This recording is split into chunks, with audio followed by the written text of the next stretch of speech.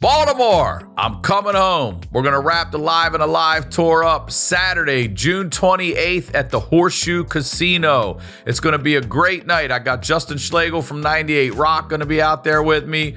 We're going to have some surprises. It's going to be a really big deal. Get your tickets now at RyanSickler.com. The HoneyDew with Ryan Sickler.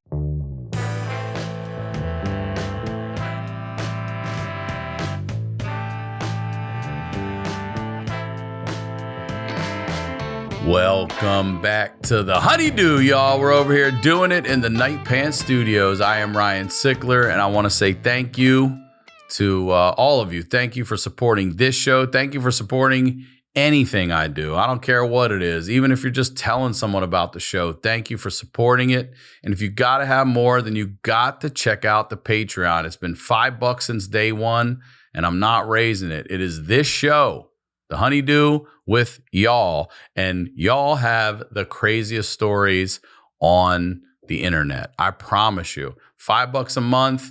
Go check it out. We have an additional tier up there for another $3. You're getting the Wayback a day early, ad-free, and bonus content there you're not getting anywhere else. All right?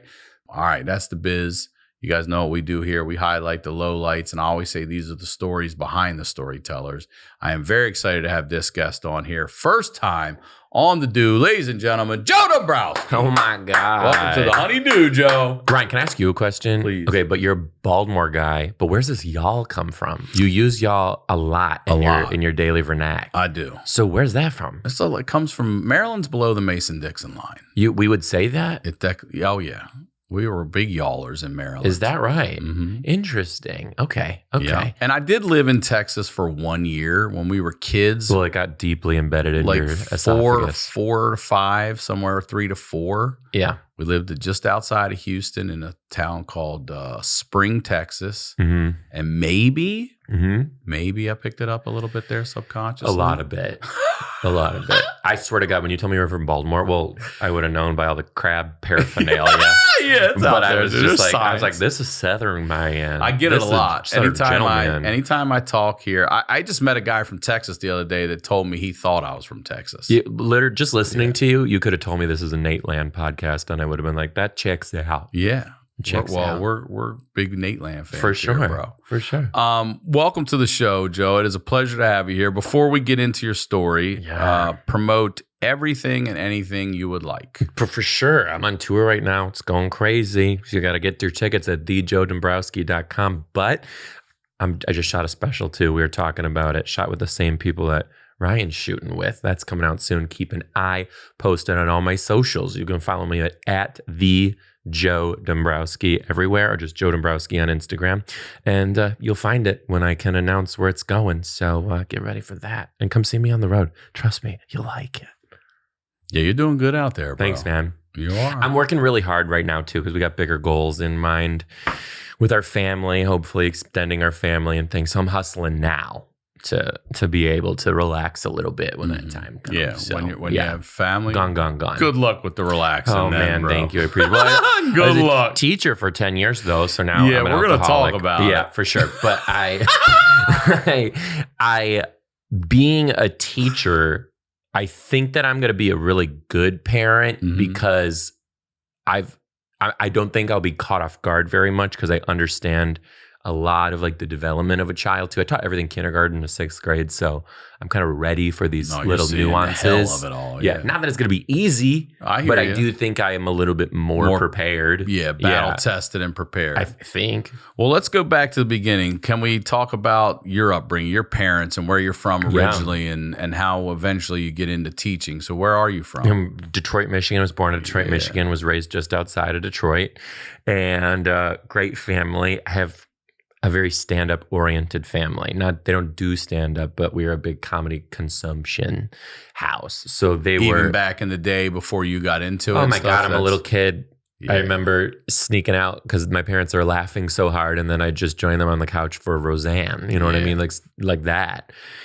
All the specials. And then when I was really little, I did stand-up comedy for the first time in my 3rd grade talent show. Mm-hmm. And like all the other kids are like dancing to Spice Girls and Backstreet Boys. I'm like, I'm gonna do stand-up. Hell yeah. I made my mom go in the closet, get my first communion tuxedo. No, did you? Swear to God. You and then got I your went first out communion there. suit. It still fit. I stole all my jokes from a magician and just went up there and just like nailed the stand-up, and it was like the talk of it. It was great. And that hit the stand-up bug. But what really did it is we went to Disney World later on, and this is like the beginning of Kathy Griffin's huge takeoff, and she was like doing a set in Disney World. And then I saw her do it, and her physicality, I was like, that's crazy that I can see a person doing what they're talking about with nothing on stage but them in a microphone. I was so inspired by that it always stuck with me, that I wanted to be a performer. But my parents were not into that. So it was very much like, you're going to college, you're going to study something, and then that's what you're going to do. And I'd be like, but I'm a star. And they're like, come on. No, that's not how this works. Plus, we're from Michigan. We have like zero Hollywood knowledge, right? So I studied education, which I loved. I really liked working with kids. Can I ask you, can I just stop you there for one Yeah. sec? Your parents both together? Yeah. At the time, at least? Yeah, still are? together. Okay. Still together. And were they teachers? No. They were not. What did dad and mom do? My dad was a civil engineer for the United States Air Force, and my mom was a nurse. Oh, wow. Okay. Yeah, my mom was a nurse. So And how many siblings?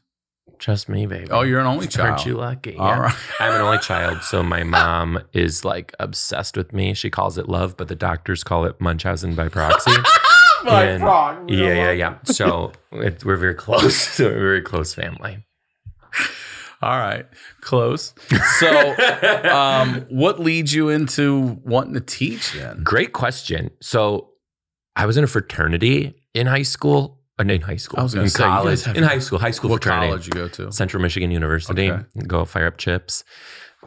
And my fraternity in particular had all fraternities have a charity that you're raising money for the year. Every fraternity is different. Is there a number you're supposed to hit? Indirectly. But yeah. Like, is it ridiculous? Are Kind you of. really supposed to be busted like 10 grand? Like, So, what do you? so like all of our parties, you like paid to go to it, but that money we were giving to the Right, charity, yeah. and then we'd have fundraisers throughout the year, like huge events that was just raising money for these charities. And then a handful of brothers every year would go to it and work for the thing. And ours was the Serious Fun Foundation. What's that? Serious Fun is a string of summer camps all over the country that are for children with like severe, sometimes terminal illnesses.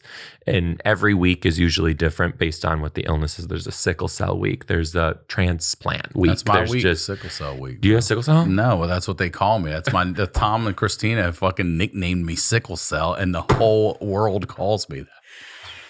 I'm going to that camp. I don't know if you should, because Probably I do should. think there's an element of cultural identity there. But just from my experience on Sickle Cell Week, I just don't think you hit the demographic personally. But yeah, Sickle Cell Girl, that's your drag name. Welcome to the stage, Sickle Cell. You're killing it. When I Whoops, walk shouldn't say in killing it. places and people who know me will say sickle cell, or when Where's I'm at it come shows, from? just my last name being Sickler. Sickler. And he just did it. He just called me that. Just one day to be funny about it. And I was like, oh my God. And then they'll yell it to me. And people look, it's a weird thing to scream at somebody in public and then have them be like, what's up, man? What's up, My cell's got shape, bitch. Sickle cell, what's That's up, guy? amazing.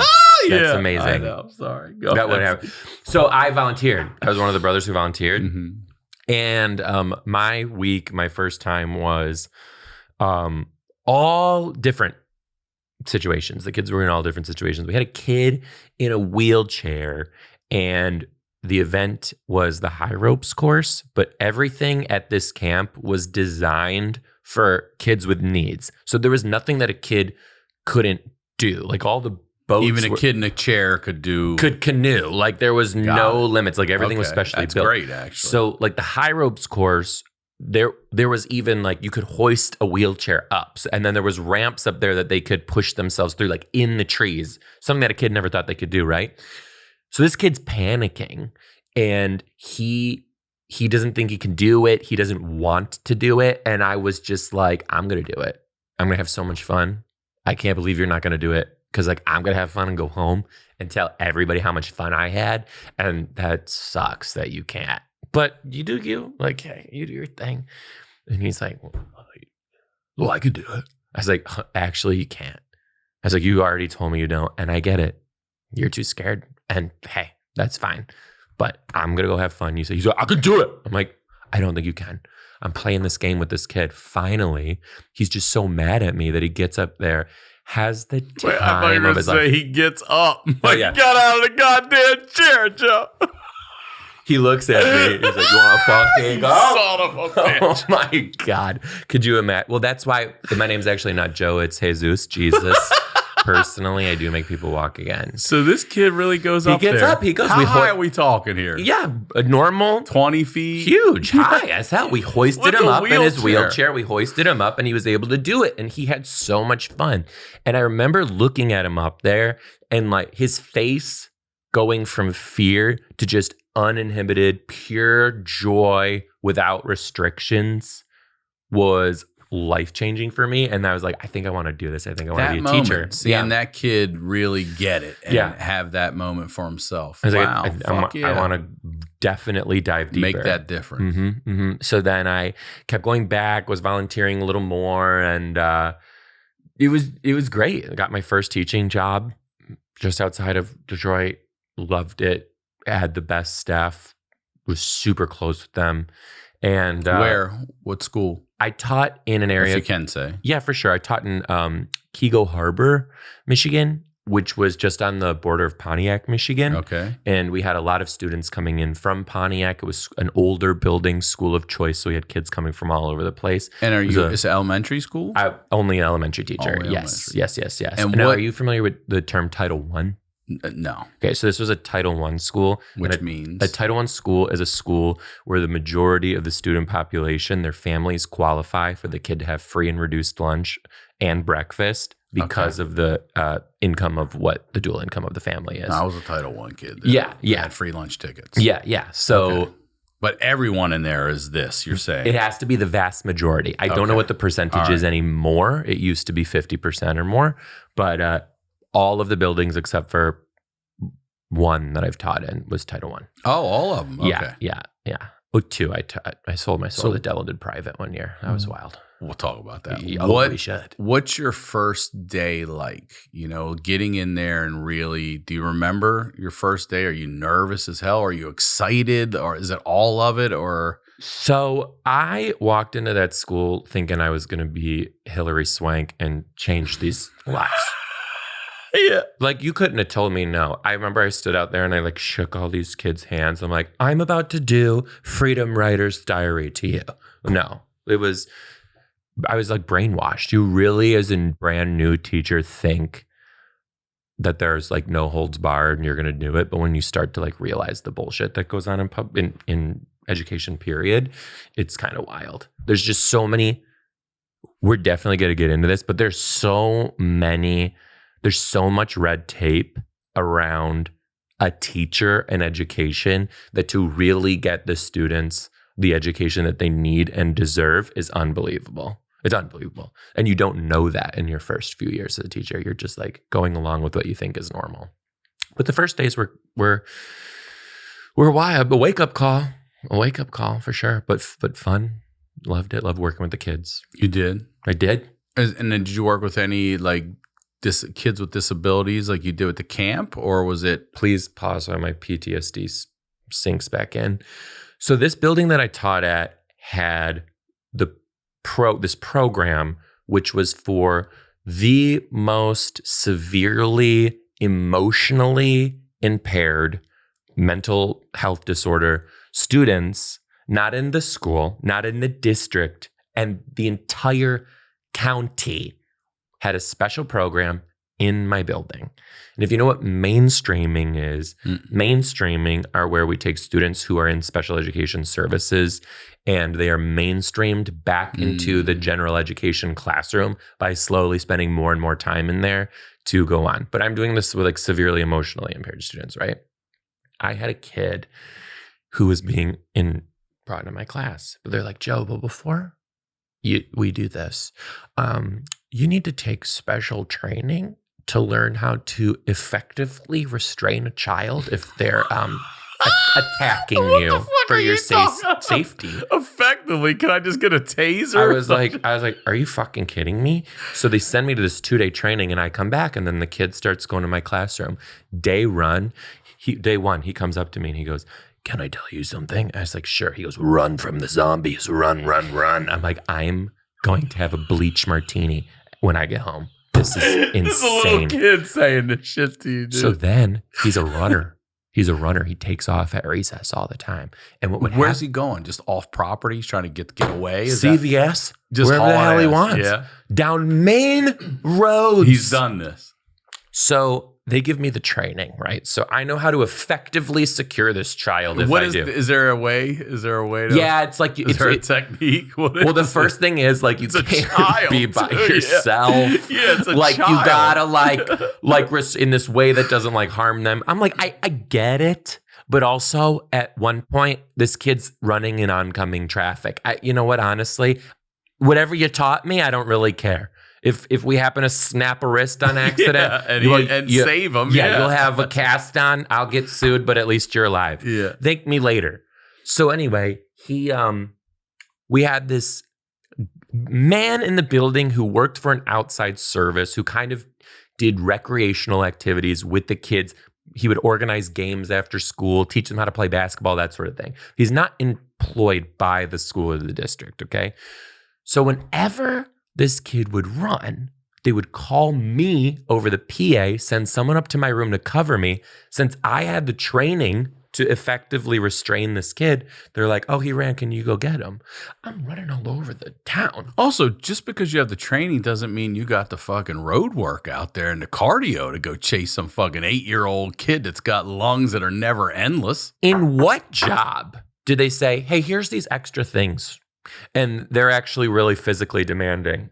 And we're not going to pay you anymore to do that. But by all means, go run your little ass down. So they send somebody to cover your class and you got to go run out there and get this bust kid. My ass to get this kid. So this one day, I'm done. Okay, I've done this like 9 times. I'm running after this kid. And he's in the middle of the road. And he reaches up into the gravel on the side of the road. Now he's whipping golf ball size rocks at me while he's running. I'm like, I'm not doing, look at me. I'm not doing this. This is insane. He's running. I'm running out of breath. Out of nowhere, that gym teacher like guy comes, slide tackles this guy, into the grass, a kid, into the grass ditch on the side of the road. Friday never did it again. He was done running. He was done running. He was done running. Awesome. And that was the moment when I was like... part of the technique you were taught, by the way? Was that in the handbook? It was absolutely taught. It was taught what definitely not to do. The image in my head, boom, done. I was like, okay. He never ran again. Huh? Never ran again. But this program was so intense too. Like these kids. This also, I don't mean to interrupt here, but it also sounds like a surefire way to get a brand new teacher not to ever want to fucking teach. It sounds like this is I did something it for 9 you would more invent, years. all in this type of education. No, I ventured out a lot. Okay. So I actually taught in 3 places. I taught Detroit, Chicago, and Seattle. But I mean, all troubled youth, or you say all vast majority low income. Not always troubled, but yeah. Yeah. So that was a kicker. And that what doesn't kill you make you stronger for sure. That really beefed me up. Did it? In what ways? It proved to me that they're going to ask the world of you and you're just expected to do it. And one, I am such an advocate for education and for teachers, because if we are not making if we are not creating an environment for a teacher to be a well-rounded, healthy person, then they can't be their best. And if they're not their best, the student's not getting their best. But we have one teacher in schools with 30 kids or more in one classroom and expecting this person to stay sane. Well, that's some bullshit, because you can't do this. You can't be the best teacher you can for all those kids. You can't. That's impossible. And we're not creating these environments for teachers to be the best they can be. And that's not fair to the kids. So I'm starting to learn this, which is why I'm such a huge advocate for teachers. And it's also such a mind shift from I'm going to save these kids to now like, oh, fuck, this is what this really is. And here's what's really going on in this system. Well, there's a problem though on a macro level. And it's that, and I can say this as a former teacher, the vast majority of people who go into education are do-good people who want to do good. Generally speaking, rules followers who don't want to rattle the cage. Ryan, this isn't going to change if we don't rattle the cage, right? And teachers are not the type of people who get a task and come back at it. And we need to build up and be like, this isn't right. And it's not going to change until people start advocating for themselves, their classroom, and their capabilities. There are too many times where I was in my classroom and there's too much put on me to where the kids suffered when I could have advocated and said, I cannot do this. And it's because if I do, these kids are not going to get the best they can possibly be out of this environment. And teachers aren't doing that on a big scale. On average, how many students are in your class? No, it depended on where I was at. So it moved all over the place. What's the most ever? 30. I think I had 30 at one time. 29 kids. 29. It's a lot. Yeah. And what's your ideal? What room? I mean, obviously we all say one-on-one, but what's the smallest group that you one-on-one's not realistic? So personally feel you could really make an impact? So I have two trains of thought on this. One, I think it needs to depend on grade. It needs to be smaller as the kids are younger, and it can go up from there. Okay. I don't think that high school classroom sizes are unrealistic and unmanageable right now, where they're at in the 20s, low 20s. That's what we were in high school, 20s, 25, right, somewhere in there. But it also depends on the group. Like if you have a group that they can thrive in that environment, great. But if you have a group coming in and that's not them, then that's not them, okay?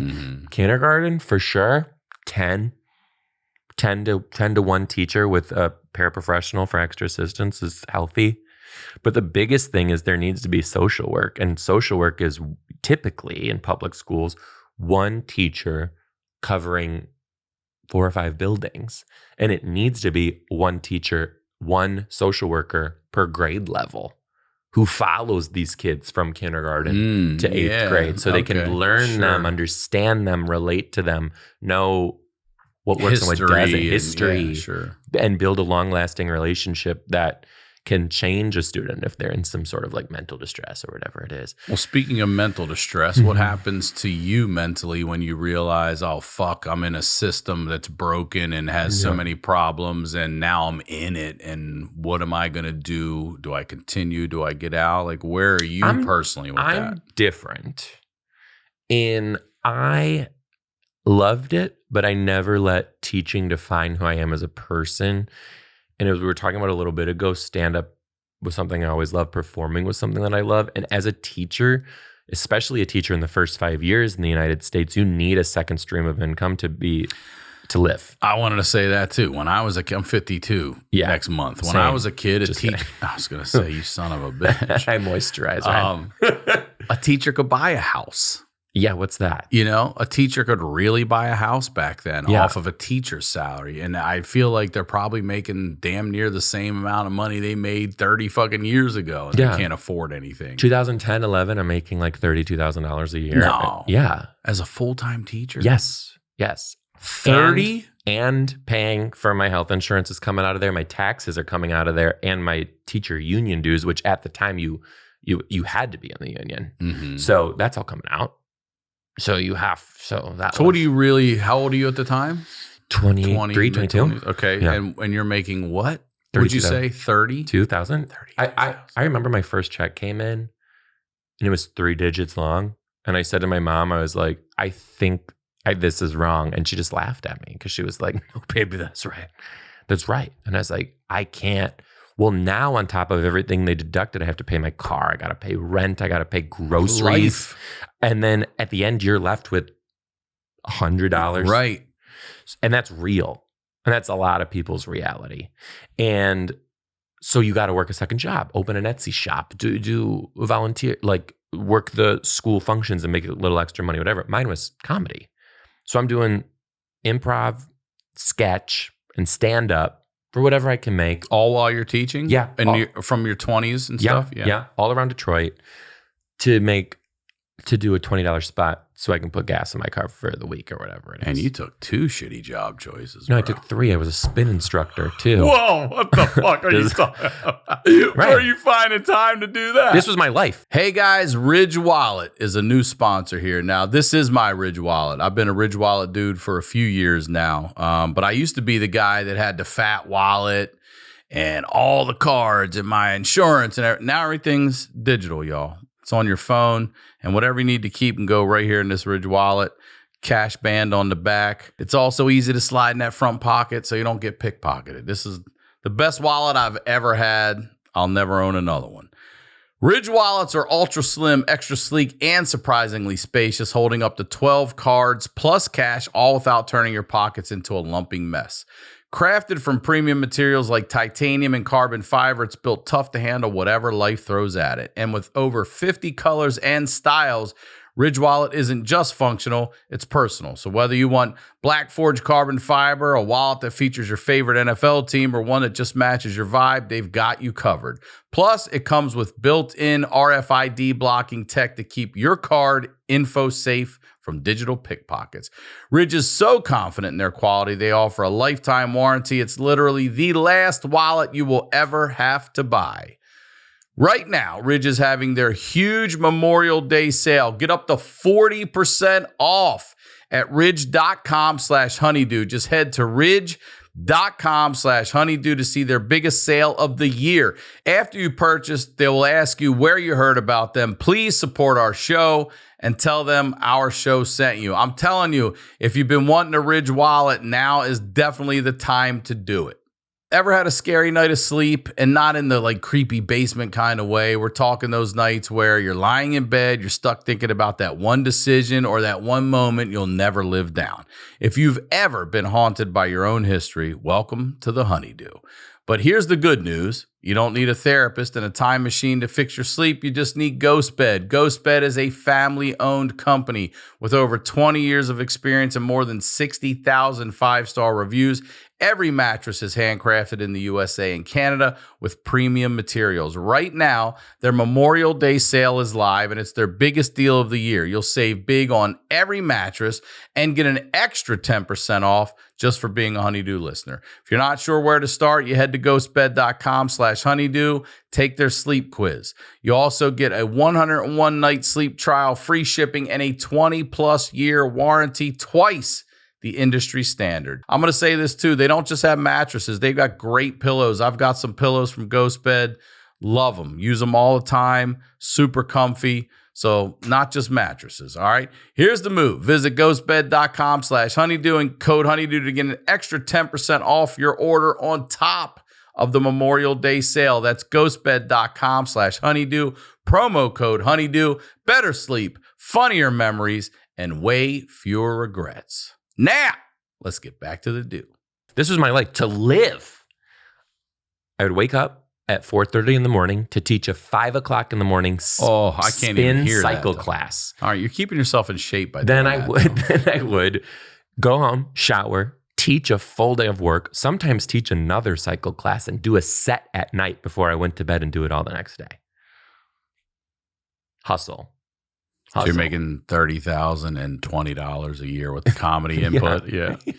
With the comedy boost off the back of that end. It was great. It was great. But the comedy kept me going for real. It was like you still have to have an identity outside of being a teacher and a network. Did you ever run into any of your students' parents doing comedy or anything like that? Did you read that somewhere? No. Oh yeah, you're gonna. I'm just curious because I'm saying if you're doing it the whole time, curious if you ever run into somebody. Maybe not the kids, but I bet their parents or something. So the switch in my comedy career okay, first of all, what was I talking about when I was 23? Like, boo hoo. I just got out of college. Are you talking about the kids or teaching it all at that point? So I'm just complaining about being a 23-year-old, talking about being a 23-year-old crazy guy. Yay, right? And then I started to switch into talking about my life as a teacher. And I'm like watching it click with audience members. And then I'm starting to realize they have kids. They get it. They have nieces and nephews. They get it. They were a kid. They get it. They went to school. They get it. This is like nonstop. And that's when I learned relatability in comedy, right? So I started to really just take the story from the week and hit it on stage.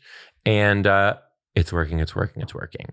And then I had a group of parents at a show. And I knew they were at the show when I got there. And I was like, did you know they were your parents, so to speak? You did. You knew they were, okay. Yeah. So I'm like, how did you know? Did you know they were coming? No, I saw them there. You walked in and saw them before they saw you? Yeah, I'm like backstage. I'm like, shit. So I'm like, do I switch and bomb? Or do I keep and like maybe do well? And I was like, well, I have not. You're barely paying me to be a teacher. So I'm going to do it. And then I did my set. And then before I left, they were still at the bar. And they were like, that was hilarious. We love that. Well, now word's getting out that I do this. And now some of the teachers that I work with are asking me about it. They decide they're going to go. My principal one time comes and I'm fucked. I'm like, this is going to be the end. This is it. She, the next day, came into my classroom before school started and shut the door behind her. And I'm like, I'm toast. And she goes, you have something here that not a lot of people can do. And she's like, you need to remember that. She's like, because this is for you. Keep doing it. And I was like, seriously? She's like, oh yeah, keep doing it. And then we had this little like unwritten thing where I'd be like, yo, on Friday, it's also in teacher culture. It's like really frowned down upon to take the kids to parent pickup and leave with the kids.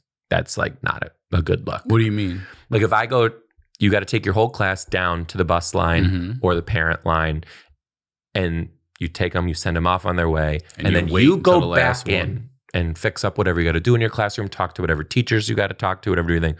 But if you're that teacher who goes out there with your purse, your backpack, your coat on, and when this is done, I'm done, it's just culturally like there's a stigma around it. And I would tell her, I'd be like, yo, I'm doing it today because I got a gig that I got to get to. That's 2.5 hours away. She's like, I didn't hear it. I don't know what you're talking about. I love her. A gig? Yeah. A gig? What's that? Okay. So she would just turn another eye and I'm like, this is incredible. And then that just snowballs. And then like we were talking about earlier today, like the internet's really taking over in comedy and stuff. So I'm not really posting stand-up, but I'm like making videos and whatever. And then I played a joke on my students where I did an April Fool's prank when I gave them fake spelling words and quizzed them on these words that were not real. And then I posted it and 20 million views overnight. Wow. Overnight, bro. And a call to go on Ellen DeGeneres. Wow. And that took my career to another level. Yeah, it has to. Now you're in. Well, two things happened there. One, hey, people can say whatever they want about Ellen and what's happening. Not my lived experience, so I can only talk about what happened to me. I went on that show and they told me, hey, we know you're a comic. This isn't your last comic standing audition. Wholesome, funny teacher. That's what we're talking about. So don't try to be funny on this. And I was like, proof is in the pudding. I'm just going to be who I am and it's going to work, right? And I go out there and they say, hey, if Ellen like in commercial breaks gets up and leaves to fix her hair, get coffee, whatever, she's not being rude, she's working. I'm like, whatever, okay, yeah. Commercial break happens. She stays in the seat and she goes, so you're a comedian? And I was like, yeah. She goes, I watched some of your stuff. I go, oh, thank you. She goes, I don't think you get it. You have something here and you need to go farther with that. This is... Same thing the lady said. Yeah. So I was like, oh my God. And it like lit this fire in me. And I got off that show and everyone keeps telling me, oh, you got your 15 minutes. Oh, you got your 15 minutes. I'm like, oh, hell no, not me. This is the start of something that you're all not ready for. Because I had my set was done. So now I'm after that show and it's blowing up. I'm cold calling clubs. Hey, this is me. I actually do real stand-up too. Can you give me a one-nighter? What can we do? Start picking me up. Lou Ferranda at Caroline's on Broadway gives me a chance. He watches my set. And when I'm done, he calls me in for lunch the next day. He goes, you have something. You have a voice that isn't heard. And if you want to get to any club in this country, you tell me and I'll call on your behalf. And after that, it was done. Wow. It was done. And then I taught for a few more years because, I'm leaving something secure. And it didn't stop. My comedy career was just continued to grow. What was it that made the spelling bee take off? The practical joke. What do you think it was that caught everyone's attention? And I think it was the innocence of the kids is so funny, right? And kids are funny every day. I had something that I was doing with them all the time. I was constantly setting the kids up to be funny. So if this was a late night show, I was writing for them, right? Mm-hmm. So in that video, I knew this was going to be great. I was ready for it. And one of the things, the number one comment is like, how is this dude keeping a straight face? And I was like, because I know that that's part of this. And I know that if I start reacting, the jig is up on them too. And I think the authenticity and the innocence of a child, like which I've always found hilarious, came through in that video and just like gave levity to a lot of people at just a weird time. Mm-hmm. And it just took off. I think it was an escape for a lot of people, which was cool. Are you comfortable, or can you tell us about maybe some of your favorite kids that really impacted you and still maybe have an impact on you today? Yeah, and also, sorry, I know people are going to yell at me, but it's also a weird world we live in today, because back in the day, I couldn't email my teacher. Yeah. I didn't have. They come to my shows If now. you randomly saw a teacher out in the wild, you were like, yeah. You're a person? Oh, I thought you just did that shit inside this building here. When you see them in the wild, like you said, it's they freeze. Yeah. It's like, oh, really? You talked your little ass off all day. And all I had to do was take you to Kroger and we get you to stop. All right, noted.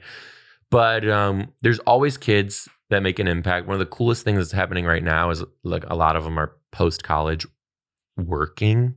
Kids you taught. And they'll come to shows. Yeah. And they'll be like, do you remember me? And I'm like, well, how about this? Do you remember when you shit your pants and a nugget rolled out of your pant leg? How about you ask me again if I remember you? How about that? He remembers me. You don't forget. You don't forget. It's like, yeah, I remember you. So, but there are a lot of kids who like shape the rest of what you do and who you are as a person. And like I told you, being in Title I, there was a lot of kids in like very, very, very dark situations. Mm-hmm. And I learned a lot about foster care, which changed my life. I've learned a lot about that on this show too. Dude, changed my life. Tell me. I had a kid who was in a foster care situation and he had like some severe needs outside of just being in foster care. And he was in a foster care situation, and while he was in foster care, one day he just comes to school as normal, and I go and I take the kids to the end of the day. Normal day, everything's fine. The end of the day, a cab driver, as I'm sending all the kids to their parents, comes up to me, and he's like, "Are you Dombrowski?" I'm like, yeah. And he goes, "Is this your student?" And I was like, yeah. He goes, "Oh, his foster parents gave him up. So I got all of his stuff in a garbage bag. And we're taking him to, I'm driving him right now to his new foster situation." I'm like, the hell you are. A cab driver's come. They just throw his kid away like that. I'm like, the hell you are. I go, he doesn't know you. He doesn't know this car. He doesn't know where he's going. And I'm just going to accept this. So I pulled the kid back into my classroom and I was like, give me a minute. And I went to that cab. And this is a huge no-no in teaching, okay? Even if you're going on a field trip down the street, the kids don't get in your car. Like, you don't do it. And I get it. I totally get it, right? You got to protect your ass. You got to protect the kid, right? But in these situations, sometimes the rules need to be bent, not broken. And in that split second, I was like, I could make a decision right now to just put this kid in this cab. And we don't even know if that guy is even who he says he is. You don't fucking know. And Ryan, even if he was, this kid will always live with the time that an unknown cab driver showed up with his shit in a garbage bag and took him somewhere he didn't know. And that's going to stick with them. And I'm like, he knows me. We have a relationship. I'm changing this course of action. I told the cab driver, he's getting in my car and we will follow you to where he's going. So he gets in my car and we follow the cab driver. The cab driver drops us off. The student and I grab his stuff and I walk him to the front door. We ring the doorbell and I couldn't believe what I saw. You wouldn't believe the places that they're putting these kids. I am trying to keep it together for this kid because if I panic and start breaking down, it's going to unleash on him. They put him in the basement of this home with shit everywhere. This house is disgusting. Are there more kids? There's more kids. There's their own kids. There's more foster kids. I was like, what am I going to do? So I go downstairs and I take out his stuff and I set up his new bed with him and I put his toys under the bed and help him and tell him I'm going to see you at school tomorrow. It's going to be fine. Like, what are you supposed to do? So I had to like do that for that kid. And then like in that moment, I was like, this is one out of like so many. And it is never like fallen short on me that the existence that so many kids have in this world is beyond their control. And there are people here who are trying to make it better and people here are trying to make it worse. And it's like unbelievable how kids get stuck at the absolute bottom and how hard it is for them to climb out of that. And it was that moment that really like changed my perspective on just like the world and what people come from and what they can do and can't do and who people are and what shaped them into who they are. Also just what evil humans are capable of as well. Yeah. Has this kid been someone that's reached out, never come to see you? No, and he probably won't. I don't think he, like I told you, he had some issues outside of being in foster care, but there were some really cool things that happened. This isn't necessarily a sad story. So a lot happened. And it was coming apparent due to some family members who passed away that he was going to never be reunited with his family and he was always going to be in foster care, which was really hard to stomach. But he started kind of speaking loosely about relatives. And I was like, I've never heard this kid talk about relatives. And we told the foster care system, like, he's talking about sisters, he's talking about whatever, like you might want to look into that. And sure enough, he had a much older sister who had estranged herself from the family, who had children of her own, who they reached out to be like, hey, you're the closest sibling to this child. This is what's happened. And she started volunteering in my classroom, working with him, kind of like making a relationship for her. And by the end of that school year, she actually adopted him. Wow, dude, great fucking story. Yeah, it was pretty incredible. You did make a difference. Yeah. I don't think, honestly, like, thank you. I don't ever want to say that was me because, like, I did what people should do. Look out for people. Like, I saw an innocent child with no ability to advocate for themselves in distress, and like, I made a move. And like, sure, people can be like, you're great, teachers are heroes. And it's like, no, like, if you're just doing how the world's supposed to go, then like, we're going to overcome some serious shit here. I Look, I hear what you're saying. You weren't being a teacher. You were just being a kind human being. Yeah, I don't know. Yeah. I hear you. Yeah.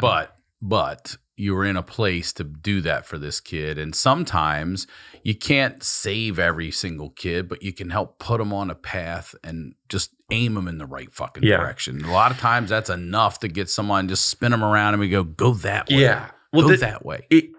And that moment really made me think too, because there are so many people who want to be teachers, and like, I don't really necessarily like want to get into it, but my existence as a teacher who also is a gay guy, it's not easy. There's a lot of stigma there, and a lot of people don't.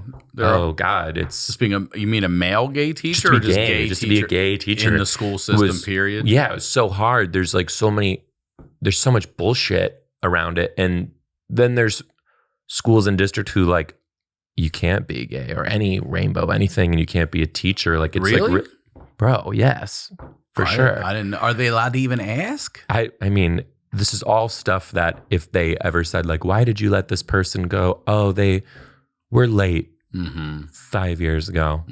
You know what I mean? That type of any reason we can get to get rid of you without saying why we're really getting rid of you. And there's so much like legislation around LGBT people trying to be teachers or be teachers. And my whole thing is like, are you fucking kidding me? Like, if anybody in this country has the desire to work with children and save their lives, as long as they're passing the background check, are showing that they're passing the interviews and they're not a criminal or weird, and they can do a good job, why are we withholding this position from people who want to do it?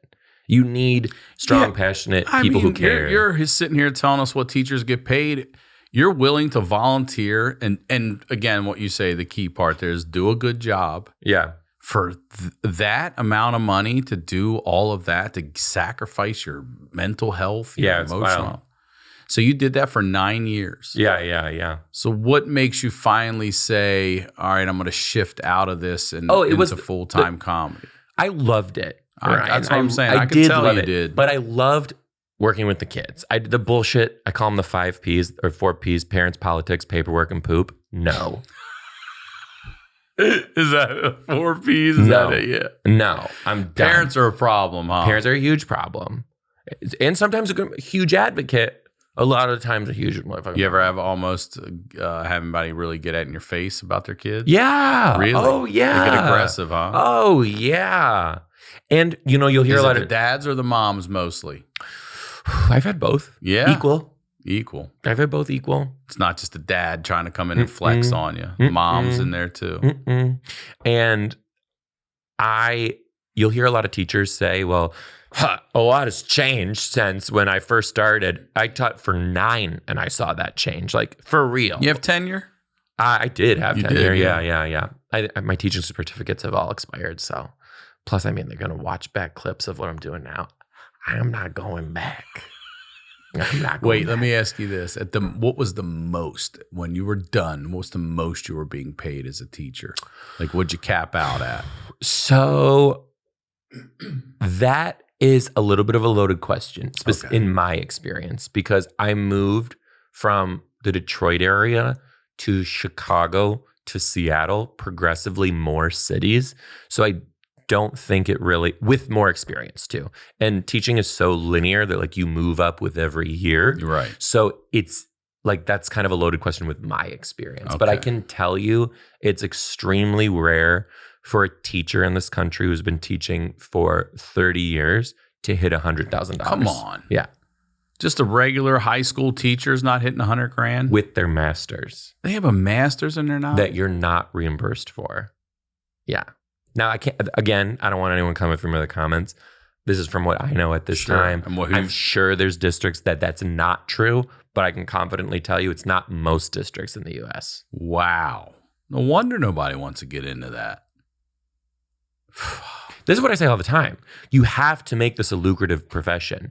Why do you get all these people who come out with like the best degrees from the best schools? It's because like they took a job that they're going to be compensated huge for. If this job had that type of compensation, we're going to get the best and the brightest applying. And now we can pick and choose out of the best of the best. That's facts. to teach our kids. That's facts. And here's some other bullshit too. I'm on one. Get it? Would you ever put a doctor into surgery without a scalpel and the tools and the things that they need to do that surgery? No. Right. Why are we sending teachers into a classroom with 4 desks, 5 books, and no pencils and telling them, cure the world? My save daughter's 'em. teacher, she's in 4th grade now, and he takes out of his own damn pocket Every and buys year. shit for those kids. Every year. Yeah. Every teacher does every year. It's crazy, dude. I didn't know that either. He's like, oh no, I bought these. I'm like, you bought this for the whole class? It's crazy. That's why, like, my kids' teachers will be spoiled rotten. So tell me about the shift out of teaching. Did you have anxiety about it, or were you ready to go? Or you chomping at the bit? Great story. Great story with, you want to talk about a callback? Listen to this.